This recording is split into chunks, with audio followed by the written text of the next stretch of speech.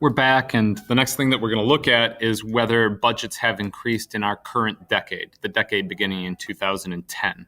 We know that in the decade prior to 2010, the decade from 2000 to 2009, the mean cost of a movie budget was $32 million.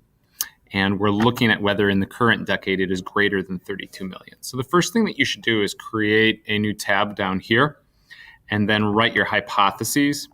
And what I like to do is also include the test statistic with a list of all the things that I need for that test statistic.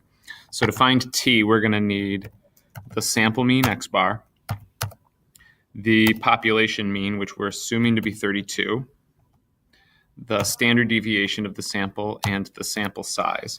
We're going to get that data from this column right here. However, we don't want the entire column. We just want for the years 2016 to 2010.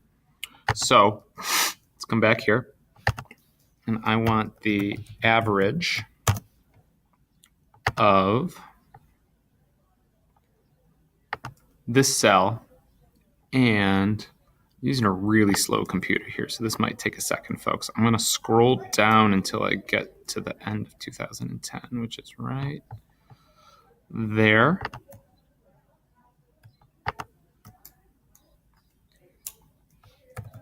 And I can see that I want that to be a D, so I'm just going to change that. So that's what the formula should look like. And there's our mean. Ooh, what did I do? Oh, I took the years rather than the budgets. That is easily repaired. Here, come back to this cell and let's enter E and E. So 34.57 is our sample mean. I am going to copy that cell list and then enter the standard deviation formula and the count formula. Hello. Hey, Andrew, I'm making a movie. You want to be in the movie? Really? Yeah, just say hi. Okay. There, you're in it. The next thing we need is the t-score. T-score is going to use these values. So let's go parentheses x bar minus mu divided by S. Oh, that's not quite it. I want parentheses right here. Yeah. Divided by the square root of n. There's our t-score. It's not a dollar, it's just a value.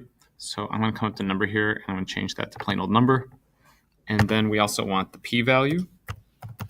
Recall that the way that we find a p-value is to use something called t-distribution, where you're going to enter, there's our t-score, and then you're going to enter the degrees of freedom, which is the sample size, take away 1, and then you're going to say it's a one-sided test. So you're going to have 3 entries: the t-score, the degrees of freedom, one-sided test. And there's our p-value, which, since it is small, tells us that movie budgets have gone up. Now, the cool thing about using Google Sheets is, let's suppose we discovered that our data was wrong and that the mean for the last decade was actually 33. All I have to do is change this cell and look at how the t and the p-value are going to change. Yeah, so t gets smaller, p-value gets bigger. So if the mean had been 32, we get a significant result. If the mean is 33, we do not get a significant result.